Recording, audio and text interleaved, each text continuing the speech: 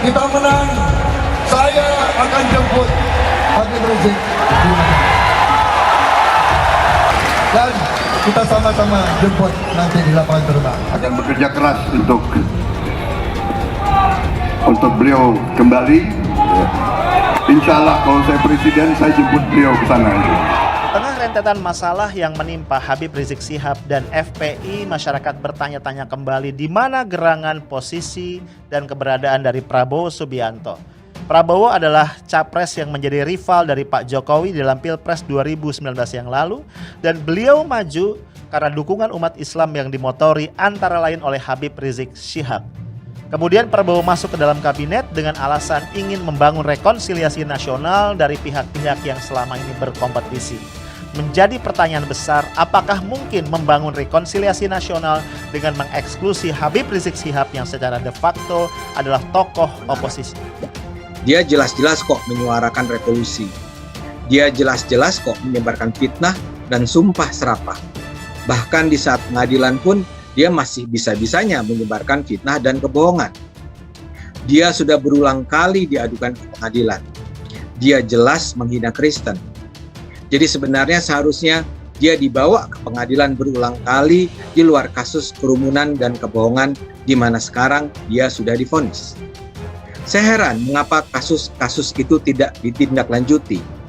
Tapi karena itu pula buat saya, kalau akhirnya Rizik sekarang di penjara 4 tahun karena urusan bohong tentang penyakitnya sehingga berpotensi menimbulkan keonaran, itu adalah putusan yang pantas. Yang memang kalau kita melihat bagaimana Rizik Syihab ini ya agak kurang punya etika di persidangan. Please, tolonglah otak yang polos dan lugu itu agak dirubah sedikit. Kita maknai saja bahwa itu sebagai sebuah perilaku umat-umat yang lugu dan polos. Karena memang umat-umat yang lugu dan polos, ya begitulah.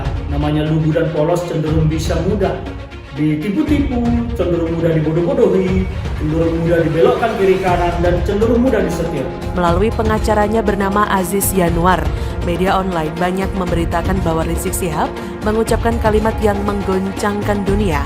Dia berkata, "Sampai jumpa di pengadilan akhirat." Ucapan ini disampaikan oleh Rizik sebagai respon atas ketok palu hakim yang memvonisnya 4 tahun hukuman penjara terkait kasus Rumah Sakit Umi Bogor. Assalamualaikum. Waalaikumsalam. Semestinya Rizik dihukum, divonis 10 tahun penjara. Selama ini Rizik hanya meninggalkan catatan-catatan hitam, catatan-catatan kriminal yang seharusnya dia divonis maksimal 10 tahun penjara. Saya jadi curiga, nanti kalau banding kasus Rizik ini seperti Pinangki, yang vonisnya, yang hukumannya lagi-lagi disunat, mempermalukan nama Habib. Karena tidak ada ulama di Indonesia ini yang masuk penjara sampai 2 kali atas kasus kerusuhan. Harusnya Rizik Syihab divonis 10 tahun penjara.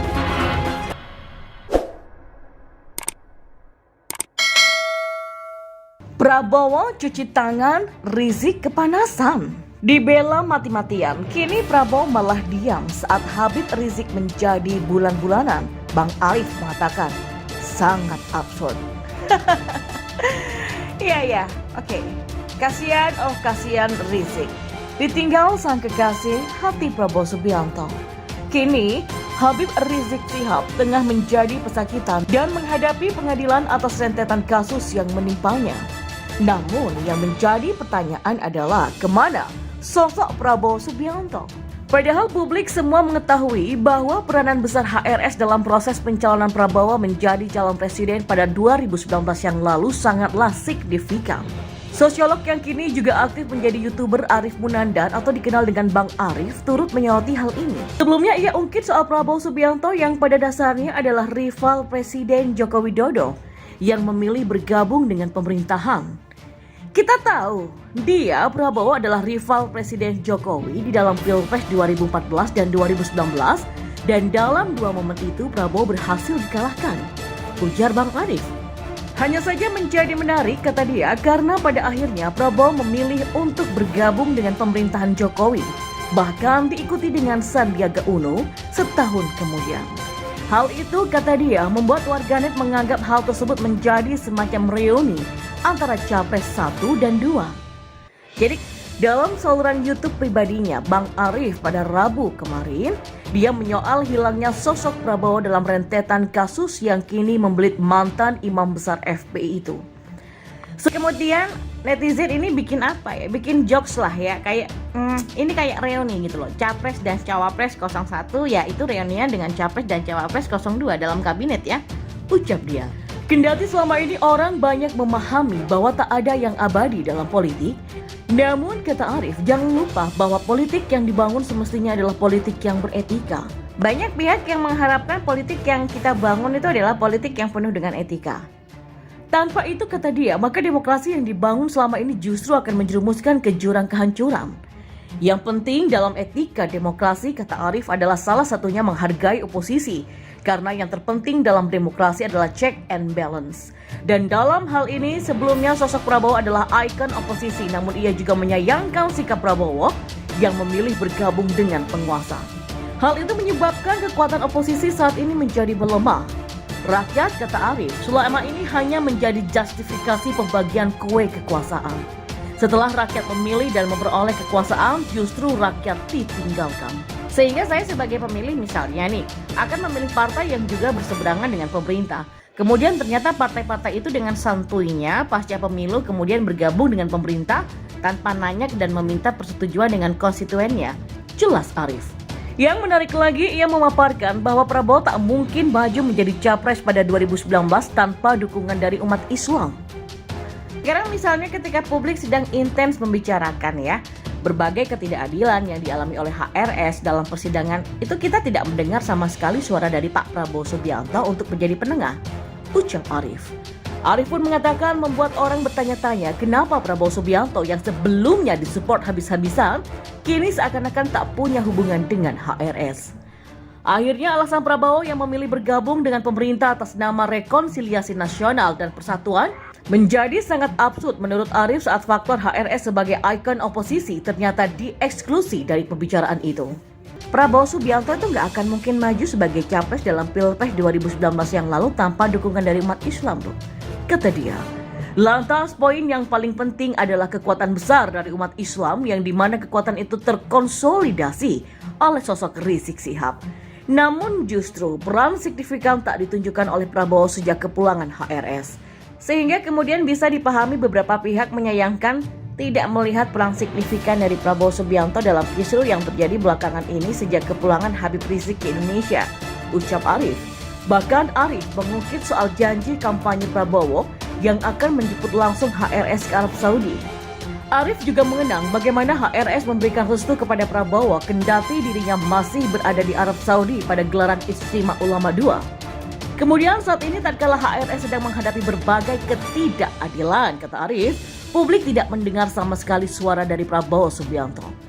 Seorang yang pernah datang ke Arab untuk meminta dukungan kepada Rizik harusnya juga akan bicara soal ini. Setidaknya Dhanil Anzar yang menjadi jubir Kemenhan juga bisa bicara. Kami rakyat Indonesia menunggu statement dari Menhan-Menhanan Prabowo soal Rizik yang jelas merusak tatanan negara. Saya melihat bagaimana karma Ahok begitu nyata menimpa Rizik dan Anies. Kedua orang yang dekat sekali dengan Prabowo. Rizik saat ini dipenjara dengan durasi 2 kali masa tahanan Ahok. Sebenarnya kalau mau ditotal lebih dari 2 kali karena dia dipenjara 3 kali dalam waktu yang panjang. Karma Ahok begitu nyata menimpa Rizik, manusia-manusia di Indonesia yang tak bisa lagi membantah hal ini. Bahkan kata Arif, sangat tidak masuk akal ketika Prabowo ingin mengusahakan rekonsiliasi nasional tetapi tidak menjadi jembatan antara HRS dengan pemerintahan Jokowi. Prabowo adalah sosok yang tak bisa lepas dari Rizik. Mereka adalah satu. Prabowo Rizik ini adalah sahabat baik yang saling bersimbiosis mutualisme di Pilpres dan juga di Pilkada DKI Jakarta. Prabowo mengusung Anies untuk melawan Ahok, Prabowo memakai Rizik untuk jadi motor kampanye. Lalu yang paling fatal dari Prabowo dan juga Anies adalah meminta dukungan dari Rizik. Mereka merasa saat itu Rizik itu adalah benar-benar imam besar. Padahal hal tersebut dibantah bahkan oleh dirinya sendiri di persidangan. Rizik mengaku belum pantas menyandang gelar itu. Tapi menurut banyak orang bukan saja dia belum pantas, tapi dia tidak akan pernah pantas menjadi imam besar. Kenapa? karena imam besar tak pernah keluar dari keturunan pemberontak dan pembangkang. Imam besar harusnya memberikan akhlak yang baik. Ngaku-ngakunya sih revolusi akhlak, tapi mulutnya banyak sumpah serapah, busuk, melonte sana-sini, maki-maki presiden, hina Ahok sebagai kutil babi, dan seterusnya. Prabowo dan Anies salah pilih orang macam ini. Jadi kalaupun dia dianggap hakim punya pemahaman agama yang baik, itu hanya basa-basi. Kita sama-sama melihat dengan jelas dan nyata, tanpa perlu interpretasi sama sekali, tanpa perlu kita pikirkan dan membaca dengan sulit seperti tafsir kitab suci. Langit menyatakannya dengan jelas. Ahok dipenjara, Rizik kabur. Rizik kembali, dia dipenjara karena hal yang mungkin tidak langsung terkait dengan Ahok. Tapi kita tahu bahwa orang jahat ini harus dipenjara karena telah melanggar hukum di negara ini. Pelanggaran hukuman berat membuat dia harus dipenjara. Saya yakin karma masih belum tuntas.